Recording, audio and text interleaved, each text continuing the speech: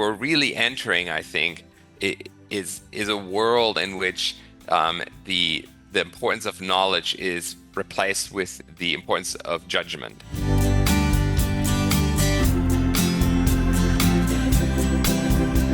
Hi everyone, I'm Richard Parfitt, the Marketing Director at Iventive, and today we're going to be talking all things learning, leadership, simulations, and plenty more in between. I'm delighted to be joined by Bjorn Billhardt and Alex Whiteleather from Abilitie. Bjorn is the founder and CEO of Abilitie with over 20 years of experience in the learning and development sector. You wouldn't believe it, 20 years to look at him. But he founded Inspire Learning in 2001 and then Abilitie in 2015. Since then, Abilitie has grown to serve Fortune 500 companies in more than 50 different countries.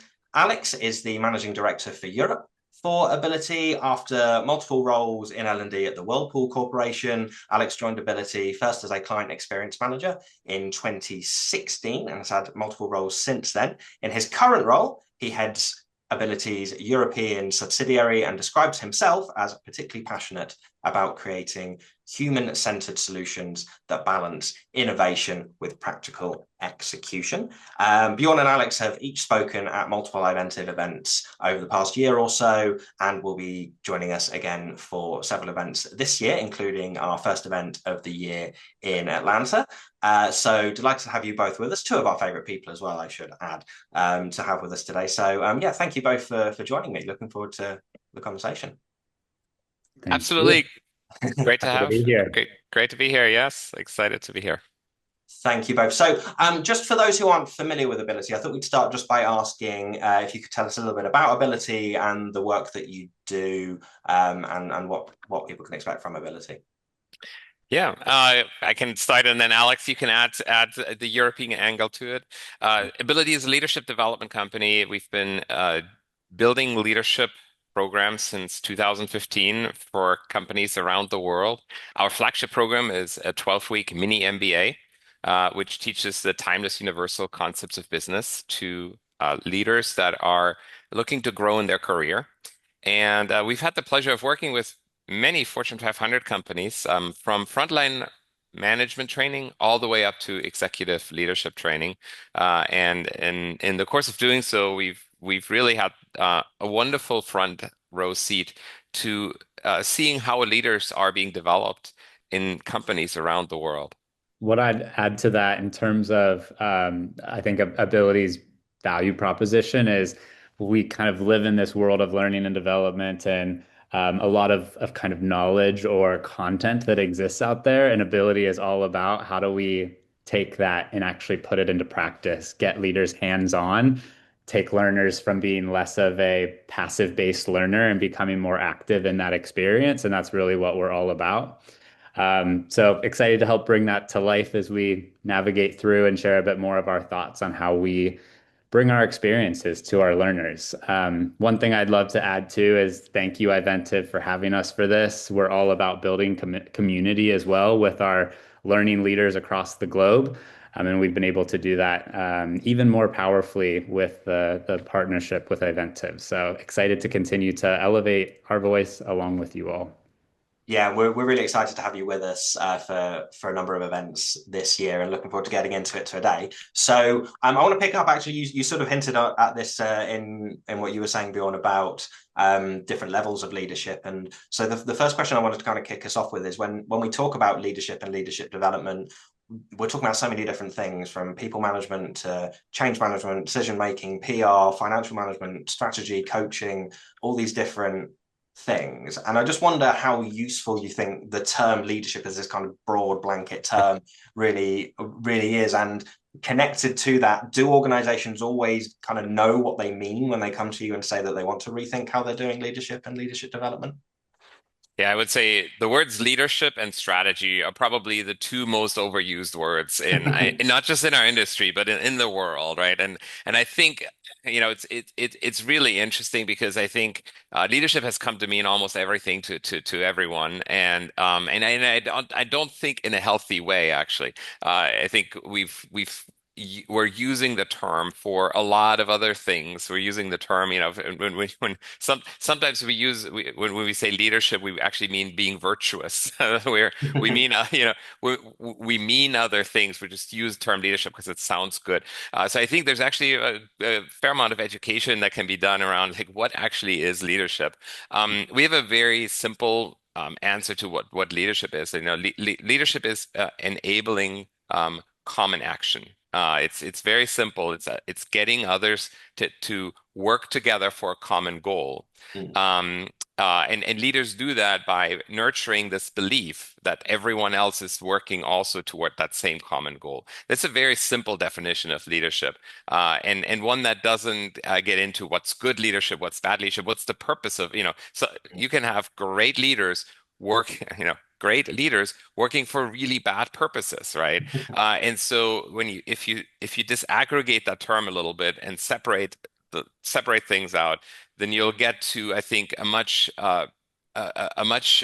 clearer vision for what leadership actually is. And that then, as a learning and development leader, allows you to be more precise in terms of what you actually need people to know and to do, and how you want to level them up in their career. I was just going to say, every time we're working with a client, it's almost uh, common to see that a client will have a unique leadership framework or leadership model that they've adopted internally. And I think when you take a step back, there can be a lot of parallels across some of those different models. But really, what does the organization do to create value, and how are we building the leaders to understand how are they making decisions that then filter into that value that their organization creates? But I think also leadership has to exist beyond just the company in which they work in. They might go to many different roles or different companies after their time at that specific organization. So how are we thinking about developing them beyond that as well, Yeah. beyond just that framework? Yeah. And I think the other thing that is so true about leadership, and which is why it's so hard to, even put a definition on it, is that so much of what works in terms of leadership is contextual. Mhm. What works in one company doesn't work in another, right? What creates a really effective leader and sometimes in the same company in this situation makes them a really ineffective leader in, just the next year in a totally different situation. And so everything about leadership is contextual. And so what we've done over the years is we've distilled the things that can be taught and the things that people can learn into these three buckets that we believe do help leaders level up and become better at their job. And those three buckets are very simply understanding business, understanding the numbers, right? Understanding what a business's goals are and how to measure the value that a company creates. Then working with others, that's cross-functional communication, right? Like working in a team, understanding how to get things done with others that are peers in different areas of the company. And then thirdly, working through others, which means uh, allowing others that are on your team to perform at their very best. How do you get the best out of the people that are directly working for you? And so those are the three big areas in which we believe we can um, use our leadership programs and use our simulations to level people up. One thing I'd add to that, Bjorn, too, and that I think that simulations do very powerfully is every leader might have their own approach into how they're going to get to a specific outcome. And what I always, get very clear with clients about when we're introducing these types of approaches is it's not always about what you're doing, but how you're doing it. And I think with leadership, everyone needs to figure out their own different way of how they're doing it. And the simulations, to how Bjorn mentioned, across those different topics are beautiful ways to practice how do we do it to get to those results. And that can be different depending on what's important and how we're defining leadership across organizations. When we talk about simulations, my mind sort of immediately goes to kind of VR goggles and that kind of thing. What are we talking about when we talk about simulations in a leadership development context? Yeah, it's a great question because just like the word leadership is overused and misunderstood, the word simulation is probably one of the most confusing terms in the area of leadership development. So there are many types of simulations out there, and they serve different purposes, right? In flight simulation, right, like you have a cockpit and you practice being a pilot. Um, the way we use simulations, we actually use it in a very specific context and in a very specific way. We don't have um, kind of online spreadsheets where you move a lever and then see what happens on your own on the computer. Our simulations are all team-based simulations that are used in a live classroom environment. It can be virtual, but it's in a live environment, in a synchronous environment, where everyone takes a different role in the simulated environment. You have competitors that are not, AI characters, but you have competitors that are other members of, other participants in the class, and you compete against them. And it's in that situation, in the context of you having to work with others on a team and being in a competition with other members of your cohort, that you get to experience what it's like to sit in the hot seat making decisions as a leader. And we feel that that type of interactive social learning environment is critical to actually creating the foundations of leadership that you want to practice. And so we are big believers in the idea of social learning and not sitting on the computer by yourself moving levers. And Yeah. and adding on to that, Alex mentioned we're just such we're so delighted to be partners to Iventive because I think the philosophy that you have at the Iventive conferences is very similar to ours. It's a learn by doing environment. Yeah. You don't put people into lectures, you put people into interactive discussions. You put people into places where they have to grapple with questions, and that type of learning is, in my mind, the only learning that sticks. Yeah, and when we talk about our events, the two themes, one of them being leadership, that come up so often are leadership and AI. Over the last year or so, it's on everybody's lips, and all organisations at least feel they need to be dealing with it. Whether they're dealing with it or just panicking about it varies, I suppose. But these seem to be the two dominant topics, and I just wonder what you're seeing with the clients you work with, the organisations you talk to, about how AI is changing the way that organizations look at developing their leaders. Is it having a big impact? And what are you seeing in that area? Yeah, we can talk about so AI is a topic that comes up in every conversation Yeah. these days.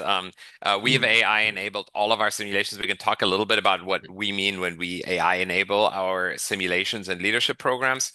But I think what probably, at a much higher level, what I think people are wondering or are thinking about when they think about AI is, what are the actual skills that are needed in the future in a world where AI can develop code, develop press releases, basically do the work that used to be done by humans in a much more efficient way. But in today's world, at least, still not perfect, right? And so how can you create the leadership skills that are necessary in that world? And what we're finding, what we're hearing in the market, and what I think many people are realizing, as these AI bots are starting to do more and more of the labor, is that the skills that are needed are not knowledge based, and that's a huge difference from the last 100 years, right? When we were like, we are in the knowledge economy. I don't think we're in the knowledge economy, or we won't be in the knowledge economy for much longer because AI will provide that knowledge for us. So where we're really entering, I think, is a world in which the importance of knowledge is replaced with the importance of judgment. Um, and that is a skill that even in a world full of AI bots, they will not replace the need for people to be able to have critical thinking ability and judgment. And that's the world that I think we need to prepare our leaders for. So I think at the highest level, those are the skill sets, and that's a shift of skills, right? From make sure you have people that have the knowledge in all these areas to let's make sure we have people that can exercise judgment. Yeah. I think there's a need to focus in on the human part of the way we work more than ever, to Bjorn's point. How do we enable humans to actually still orchestrate all of that knowledge, or how we're continuing to think cross-functionally and manage AI and technology and humans all within one. So certainly agree with that. Yeah. Yeah. And you talked about incorporating AI into the simulations as well. Can you talk a little about a bit about that and how that works? Yeah, and so we believe that our leadership programs are made for this moment. And I I can't tell I can't say that, I've predicted where we would be 25 years ago when I started my career in learning. But I do remember even back then that the idea that learning by doing is far superior than, learning by a PowerPoint. That was the idea that I started my career with. And in a world where we're working toward building judgment and critical thinking skills and not knowledge. Mhm. The question is, how do you get to judgment? How do you get to critical thinking? Well, you're not going to get there by listening to a PowerPoint slide. You're going to get there by being immersed in an environment, making decisions, and then seeing the outcomes of those decisions. So our simulations have built that type of judgment and critical thinking skills for the last 25 years, ever since I started in the business. What AI has done now is it has completely up-leveled the idea of what can be done in a simulation. So where previously a simulation was, here's multiple choice A, B, C, and you had to like sort of pick, and then sometimes you had branching scenarios, right, where you pick one thing, and then that led to the next scenario, and then you pick the next. All that has been blown up. Like you do not need to do that anymore. You get placed in front of a virtual AI character, and they say, "Tell me what you think." And you have to figure out what to say. You have to figure out what to ask them. That can be in character that is a virtual employee of yours, and you have to give them tough feedback. It can be a negotiation partner in a business. So the ability for us to simulate environments and scenarios using AI just has created, I think, an incredible opportunity to level up the types of simulations that we've done for 25 years. So we've AI enabled all of our simulations. When you enter our leadership program, you're not being put in front of PowerPoint slides. You're being put in front of AI characters. You have to figure out how to interact with them, what questions to ask, and that's how you build those critical thinking and judgment skills. And one thing to add to that, from the dynamic of not just the learner immersing themselves into these experiences, but at the heart of what we do, we have a facilitator there who's also holding up the mirror and helping to lead that experience together strategically with the objectives of the program and the client that we're working with. But using AI from even our facilitator dashboards can allow the facilitators to get to those aha moments or those awareness, insightful moments way more quickly than we ever could in the past. We were oftentimes using the Socratic questioning method to uncover some of those insights, but now through AI and how we're managing our various dashboards, that speed in which we're learning is just happening way more quickly. So your AI can both, the AI element can both kind of take on a character that you might want to insert into that scenario, but provide feedback as well. Is that? Yep. Exactly, yeah. And support the facilitator to provide some of that more in the moment live feedback. Yeah, I mean the possibilities of using AI specifically for learning are endless, right? Where previously in a classroom or in a virtual classroom environment, the facilitator, the faculty member had to kind of walk around and kind of use their third ear, if you will, for that. Now you have AI listening into every conversation in the classroom, every uh, every interaction with the AI character, and within minutes or seconds, AI can summarize what has happened in the classroom in a way that no facilitator, even the best facilitator in the world, could have done. And that's really powerful. And I think just to give you a quick example, we have a cross-functional decision-making simulation where we put many different executives in a company and they have to take a various role in that company. And typically about halfway through running their business, each of the executives in that company get an email from an external reporter who's requiring them or requesting them to actually do an interview with the reporter. So each of the executives are now getting interviewed about their strategy, how they're progressing, what the market thinks of them. And a whole report at the end of this interview will essentially collate across how did you and your counterparts all answer these types of questions from the reporter, similarly, differently. How are we building alignment across your approach? And that's something that can happen immediately in real time that would have taken quite a bit of time for us to manually do before the intervention of AI. All the things that would, like you said, that would have been such manual processes Mhm. before can all be done within that time. And when people, we always talk about the struggling Yeah. to get people to take time away from their work to do this kind of learning. If you could, the more you can pack into that time, the better.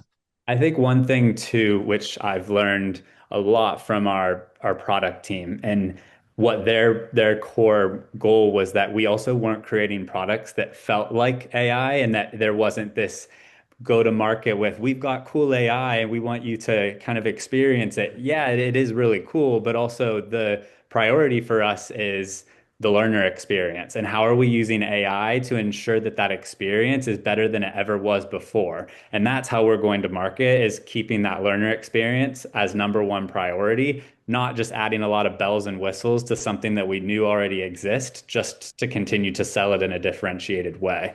So we never want the tool to feel like cool AI. We want it to feel like a really great learning experience enriched with AI. So when with the clients you speak to in the market, there's the big AI piece that obviously is driving a lot of change, but it's one of a number of big changes that leaders are dealing with and organizations are dealing with. I just wonder what signals are you hearing from the market at the moment about how leadership development is changing, not just on that AI piece, which obviously takes a lot of the headlines. I think AI is, of course, changing the way that organizations are structured, which is in turn causing a lot of organizational change. Positions are changing, hierarchies are kind of flattening. A lot of different ways in which people are working are, of course, changing. So leadership development needs to evolve with that. So I think there's a lot more uncertainty around the way in which people are making decisions. How are they influencing across different roles? How are we showing up in different matrixed type of ways of work that are very different than traditional hierarchy approaches that we have seen before in the past? I think I was talking with a colleague about this earlier, where there was a lot of times in business this more like pyramid shaped way in which you've got your executives on the top who kind of communicate strategy down to managers, and then that's more executed out to kind of your entry level task and responsibilities. But that kind of pyramid format is completely changing as a lot of those entry level responsibilities are being managed by technology. So that's just one key thing I would say that we are seeing, and how are we using our various tools to support leading with change and understanding how people can better absorb and adapt to that quickly. Yeah. I mean, I think anyone that pretends to know exactly how this new world is going to shape up is probably full of it because it is absolutely unknowable where AI will take us. But I do think there are a few kind of core tenets that I feel are holding true. So first of all, what Alex said is I think really powerful to think about, right? Like it used to be we were in this organizational hierarchy in this pyramid, and I think now it's going to be more like a diamond, right? So there's going to be few people that make the decisions, then a lot of people that execute the decisions, but there may not be a lot of people that are doing the grunt work in a company anymore, right? Like we may not need a lot of accountants, we may not need a lot of sort of entry level people doing a lot of the churn of a company anymore. So it may be more like a diamond shape. So in a world like that, right, how do you get the practice to become a leader in a company? And what is going to happen to a lot of people that are working currently in roles that can be automated? who knows? So I can't, you know, I don't want to sit in front of the video in 5 years and predicting exactly what Oh, happened. It's I going to was be so completely, ready. I was so ready yeah. to flip it up and come back Um, to you in a few years' time. But yeah, so when you're designing your simulations, how do you take that kind of change to the way that people are working into account? I know you've got a new kind of product launch coming up soon. Is yeah. that do you have to change the way that the simulation is put together to account for that? Yeah, I think we come back to sort of what are the fundamental, universal and timeless skills that leaders need to have in that world, in that new diamond-shaped world, or whatever form that the organizations will take. Like, what are those key fundamental universal skills? And and we keep coming back to, those actually haven't changed, not just the last 100 years. So they haven't changed since we were cavemen and women. And it is understanding how to work with others and understanding how to work through others. And then the third one is understanding how to get things done in the context that you're in our case, business, right? So business acumen, people management and leadership, and then cross-functional communication, working with and through others. We keep coming back to, and we when we talk with clients, right? Sometimes they use different words for those things, but when we sort of come to the high level, right? Like, what are the universal timeless skills that you needed to have 100 years ago, and that you'll still need to have as a leader in today's world? I think at least our philosophy is that it falls into those three buckets: is making sure you understand how to work well with others, how to get the best out of others as you are their manager and leader, and then making sure you understand the the mechanics behind what a business is, and how you as a person, a leader, inside the business, can create value. Those are the things that I don't think will go away even in the age of AI. I'd agree with Bjorn. I think that they're the underpinnings of what we're doing, and I think a lot of what we're doing too is the contextualization of making it relevant to their space. And yes, we've got some amazing products that can work off the shelf, but I think that every organization is requiring that contextualization and way in which it can adapt and speak your language of business. And I think that's just something that's been working really well and ensuring that lands amongst a lot of the uncertainty and change that's happening within each organization. Mhm. Yeah, I was struck by that in your 12-week MBA book that I was reading when I was preparing for Oh, this nice. conversation. There's a great example, I think, in the concluding chapter about United Airlines and Continental, and the two sort of not necessarily complementary contexts as they come together, and how that shaped Yeah, leadership decisions that were made. yeah, And so coming back yeah, to that context, yeah, good yeah. context. And it's the ability to understand, how to apply some of these fundamental universal concepts that we teach in our 12-week MBA to the context that you're in. I think that is the key skill that I believe future leaders will need to have.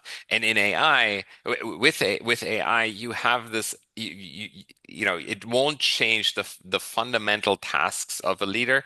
It'll just enable leaders to be a lot more efficient, and for decisions to go a lot further, a lot faster, right? When you made a decision in the past, it took 6 months, 12 months to get a new product, to life that you've envisioned. Now it takes 2 days, and so you can just move a lot faster, but it won't relieve you of understanding the business, understanding how to work with and through others, and it won't relieve you of the responsibility to then figure out what that means in your context. And so, if there was a leadership, kind of playbook that would be universally applicable for everyone, I think someone would have written that book and we would be all done. That doesn't exist, right? And there's 1,000 ways in which you can lead and, create value in an organization. What we believe what you can do, though, and what the skills that you can build, are some of the fundamental building blocks that allow you to be effective as a leader. And then you have to, figure out what that means in your context. In with all these changes, what do you think a leader is going to look like in the future. There are some people who say one of the easiest roles to replace with AI is the CEOs. And so I don't know if, no offense, Bjorn. But what do you think a leader of the future is going to look like? What is that? What is that skill set and the responsibility is going to be for that person who's a leader in an organization? I will say I would love to replace myself with AI. I I have no problem going skiing and having AI take all of the meetings that I have today. Um, We might Alex, find that a bit scary, Bjorn, if you did that. So don't do it. in a few years you may not know, right? Yeah. The AI may be perfectly replicating all my mannerisms, and you think you're talking to me while I'm, out in Bora Bora, sunning, lying on the beach. I think they're definitely going to be very adaptive and agile. Probably a bit tired, to be completely honest. But I think going back to that, we've talked about this a bit, like it's managing less of the knowledge and the technical parts of roles, but better understanding some complex systems and how everything works. I think one thing we maybe haven't talked about so much is this idea of like how do we lead cross-functionally? And I think there will be a lot of technology and a lot of AI agents and systems that are operating, but how do we as leaders better understand how all of these systems are working together and remaining as vigilant as possible to communicate and collaborate across the business? So I see that strong need and a leader just having that innate need to be able to communicate, collaborate with their peers cross-functionally to pull the business in the right direction. Yeah, I would completely agree. I'm a liberal arts major, so I always had to defend my decision to not do engineering or computer science and some of the hard science that would give me a high-paying job. Um, I, it's really fascinating that the skills that I learned as a liberal arts major, right? The questioning skills, creative writing, precise creative writing, right? Precise writing, like really understanding logic through words. Those are the skills that I thought would be absolutely useless in the context of business, and they're all of a sudden at the forefront of what I think the skills are that are needed in the future, right? Where in the in the engineering world, right? Like there was a shift, maybe 30 years ago where, you know, in the early days of computing, everyone had to write an assembly code, and it took a certain mind to do that. And then, people abstracted from that, and now we code in more abstract coding language that is easier for humans to understand, which allows us to be more effective, right? This takes a different kind of mind to code in today's coding languages than it took, coding in ones and zeros, in the 1970s. And I think we're going to go through another shift here where the the types of things that need to be done can be done using words.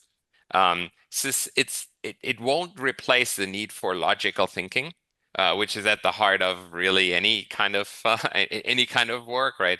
It won't replace the need as we mentioned earlier, for judgment, for understanding the big picture.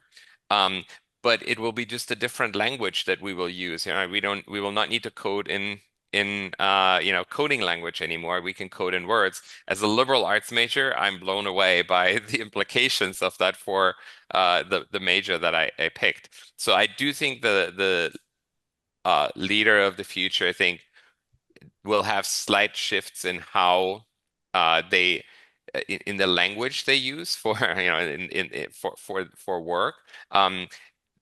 The other more timeless universal business skills, though, of communicating well with others, empathy, all of those durable softer skills, I think are going to become a lot more important than they were in the past in the future.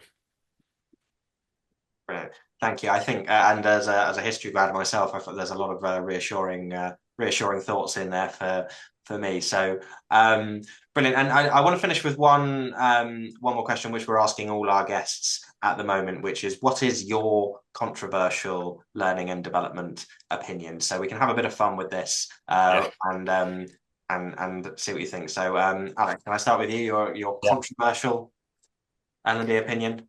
I don't know if it's so controversial. I think people hopefully would maybe agree with it, but um, I think just being really like realistic with the world in which we live in, I think there's a within the businesses that we might support, there might be uncertainty as it relates to different organizations. I think just on the larger scale of the world in general, there's a lot of uncertainty, there's a lot of unknowns. We see leadership being kind of conducted in many ways inside, outside organizations politically.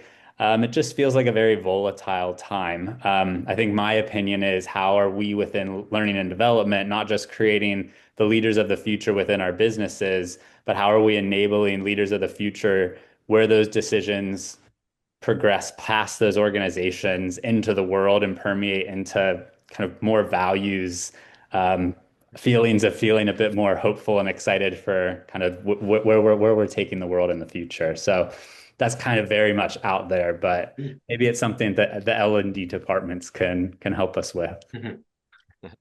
Yeah. Well, Alex may not have controversial opinions. I do. I'm a born contrarian, so I love this question, and I have to pick between my 50 controversial opinions. So probably my biggest one these days is there's this huge shift toward skills and measurement of skills, and that's all good. And sure, it's valuable to talk about what are the skills of the future and how do we need to up level it and how do we measure these skills more precisely. All good things. However, what I'm seeing is a lot of L&D leaders tying themselves into knots, creating competency maps with hundreds and hundreds of, granular skill sets. And I am wondering if we're not running ourselves into a rabbit hole as a profession by um, losing sight of the bigger picture here. I don't know if it is possible to measure to a granular level whether someone is on a scale from 1 to 10 empathy, 7 or empathy 6. So if we're not going to be able to do that, then what's the point of creating these? And I've seen some really complex competency maps that map every possible single skill that someone would need to have to be able to do their job. And I think we may be overemphasizing the precision that we need to be effective as L&D leaders. And what we may want to do more of as L&D professionals is kind of step back and look at the bigger picture. And if we do that, I think our job can be simplified quite a bit, and what people fear losing credibility if they don't have granular data and everything. I think we actually may gain credibility if we step back a bit and just look at L&D from a bigger picture perspective rather than coming up with these, hundreds of skills for every job category. Yeah. No, I love that. And what I think links both of your answers is that there's value to stepping back and looking at the larger picture, whether that's how leadership development it doesn't just exist within your organization, it's got an impact much further than that. And like you were saying, Bjorn, not getting stuck in the granularity of things, but seeing the bigger picture and how it impacts things on a wider scale. So thank you both so much for joining us. Thank you so much for having us. Wonderful to chat, and really delighted to be a partner with Iventive. You guys are doing fantastic work. We encourage all of our clients to come and join your events. There's just so much value that L&D leaders can gain from being part of an Iventive event, and so we're just so thankful for being a part of it. Thank you so much for being involved, and we'll see you, Bjorn, in Atlanta, and see you later in the year as well, Alex. Sounds good. Bye-bye. Thank you. Thank you.